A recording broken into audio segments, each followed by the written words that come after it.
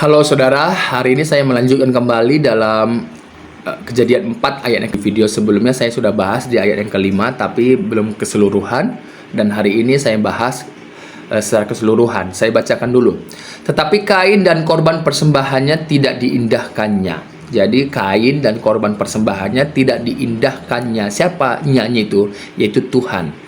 Kalau Habel mempersembahkan kambing domba, dan Tuhan berkenan kepada Habel. Kenapa? Karena iman Habel.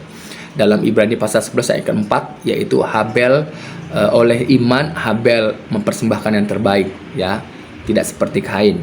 Jadi imanlah yang pertama. Iman dari mana Habel dapatkan? Yaitu iman dari firman Tuhan, janji Tuhan, kabar baik yang diterima oleh orang tuanya, yaitu Adam dan Hawa waktu di Taman Eden setelah jatuh dalam dosa, yaitu Kejadian 3 ayat 15. Inilah yang memunculkan imannya Habel. Dan Habel mempersembahkan oleh karena imannya lah yang menggerakkan sehingga mempersembahkan yang terbaik. Jadi Habel berfokus kepada Tuhan, berfokus kepada janji itu, ya, bukan berfokus kepada korban, tapi berfokus kepada kabar baik yang telah Tuhan Allah sampaikan dalam Kejadian 3 ayat 15.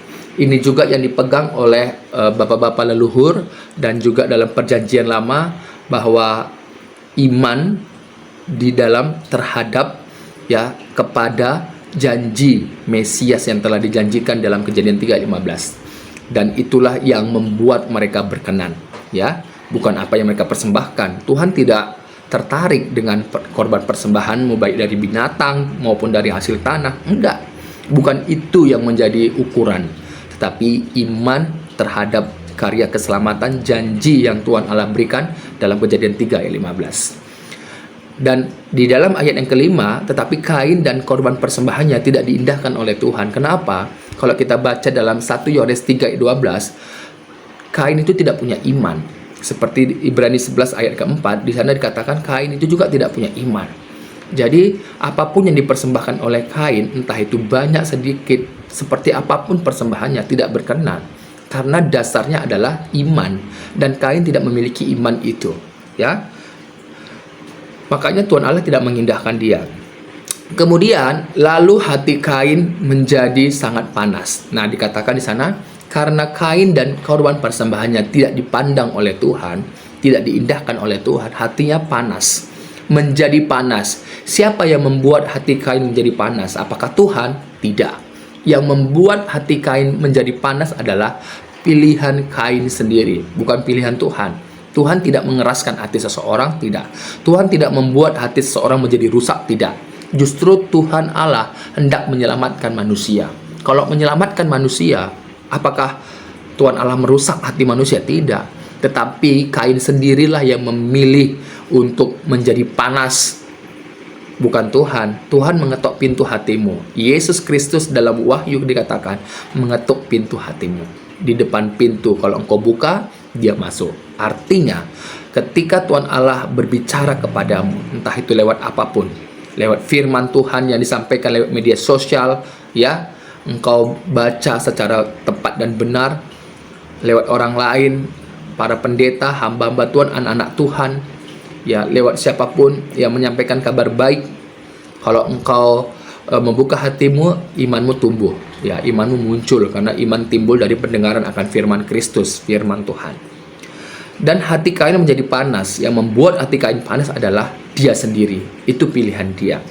Ya, sebagaimana dia memilih sebagai profesi petani, begitu juga dengan hatinya yang panas, bukan karena Tuhan, tapi karena pilihan dia. Dia memilih karena dia sakit hati, tidak diindahkan oleh Tuhan apa yang dia persembahkan, dan juga tidak mengindahkan Kain. Karena apa? Karena imannya tidak ada, gitu ya. Dan mukanya muram. Muka Kain muram, artinya muram itu adalah tertunduk dalam ketidakberdayaan, di dalam dosa, ya. Tertunduk dalam bahasa Ibrani-nya dikatakan nafal, yang artinya telah jatuh, gitu, telah terjatuh. Makanya itu orang fasik dikatakan di dalam firman Tuhan, dia tidak tahan dari hadapan Tuhan, akan tertunduk gitu. Jadi inilah yang mendasari apa yang membuat Kain tidak diindahkan oleh Tuhan dan korban persembahannya, karena Kain tidak mempunyai iman. Berbeda dengan Habel, oleh iman Habel memberikan yang terbaik. Apa yang Habel persembahkan itu karena fokusnya imannya kepada Tuhan Allah, janji Mesias itu. Begitu juga dengan Kain. Kain tidak mempunyai iman. Jadi dasar dari Kain mempersembahkan itu saya tidak tahu. Ya, makanya itu saudaraku, kita yang sekarang ini, kalau engkau mempersembahkan sesuatu, jangan fokus kepada persembahanmu, tapi fokus kepada imanmu kepada Yesus Kristus. Yesus Kristuslah yang menjadi fokus kita, yang menjadi tujuan kita mempersembahkan.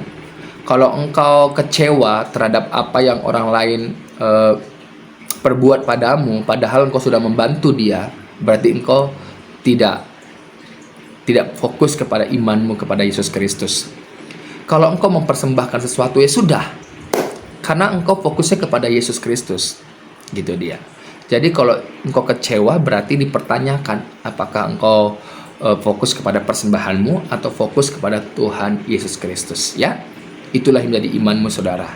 Tetap semangat dan belajar untuk kita terus berpandangan kepada Yesus Kristus. Firman Tuhan Alkitab engkau baca, ya. Tuhan berkati.